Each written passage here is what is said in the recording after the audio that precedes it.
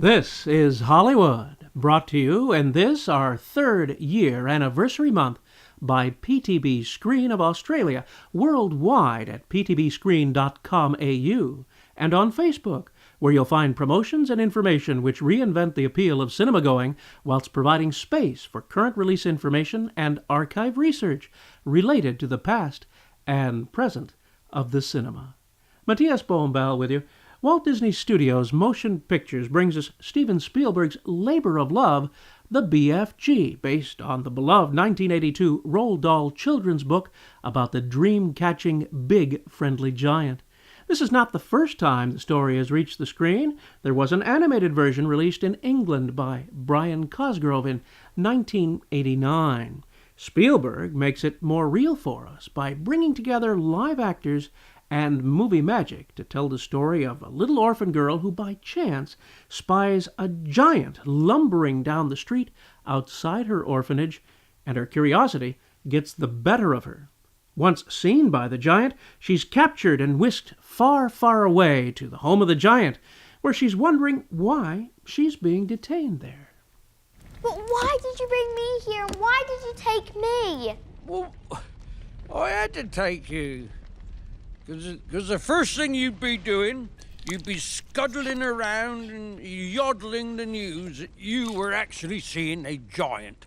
And then there would be a great rumple-dumpus, wouldn't there? And all the human beings would be rummaging and whiffling for the giant what you saw and getting wildly excited, and then they'd be locking me up in a cage to be looked at with all the squiggling, hippo dumplings and crocodile dillies and jiggy raves. And then there would be a gigantic look-see giant hunt for all of the boys. I won't tell.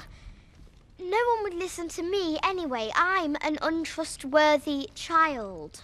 That's little Ruby Barnhill as Sophie, and last year's Oscar winner for Best Supporting Actor, Mark Rylance, as the big, friendly giant. Rylance is turning out to be a good luck charm for Spielberg, and it was while Bridge of Spies was being photographed that the famous director decided he'd be perfect for the role, as he tells us here.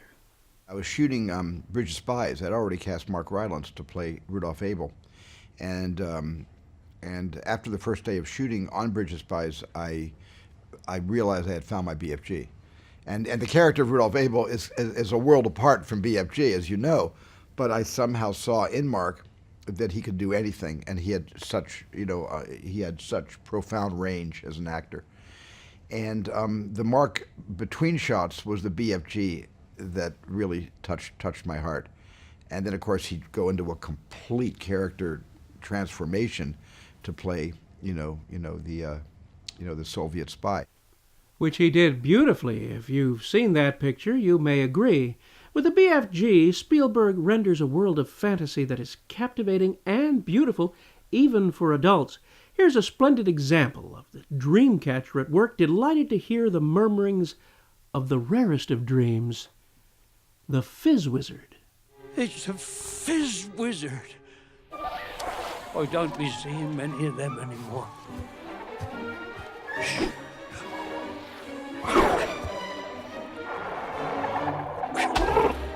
It's behind you on your elbow. No, not that elbow, the other one. Now it's on your foot. The other foot.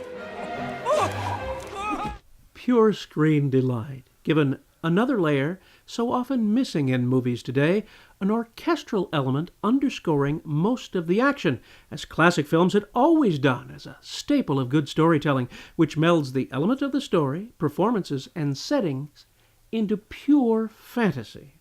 We spoke with the dean of Hollywood music men, John Williams, about what he did with this score.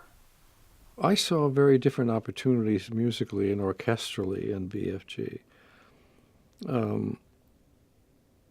It's the first film I've ever done with Steven that is a kind of a fantasy. I kept saying to Steven, it's almost like a little child's opera or a child's ballet where there are dances involved.